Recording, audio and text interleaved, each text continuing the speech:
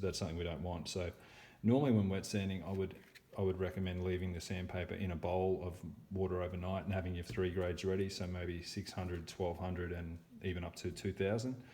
But in this instance, I'm going to be applying water directly to the sandpaper just to cut down on the moisture on the headstock.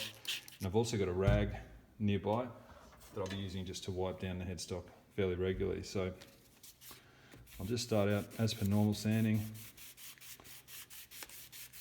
just trying to keep the sandpaper nice and flat.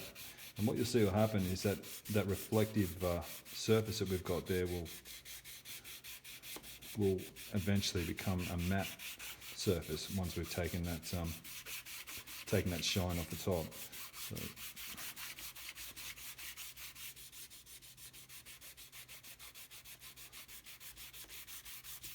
I'll just remove some of that moisture. As you can see, if I hold up the headstock now, we've got a matte area and a shiny area around here. Now the shiny area is basically the areas that the sandpaper hasn't affected yet. So that means our matte area is actually a little bit higher. So what we're trying to do is get everything to that matte-like finish now. So we can, so we've got everything nice and flat. So let's continue sanding. Now if you might notice on your guitar, you have trouble sanding right up to the nut. So you can see there's still a fair bit of shine just in that section right up to the nut there.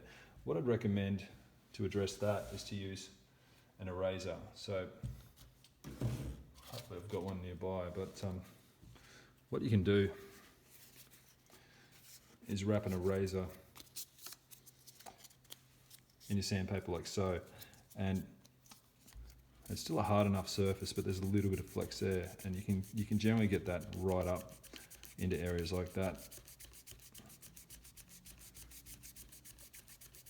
I'll generally do a pretty good job for you, so something to keep in mind.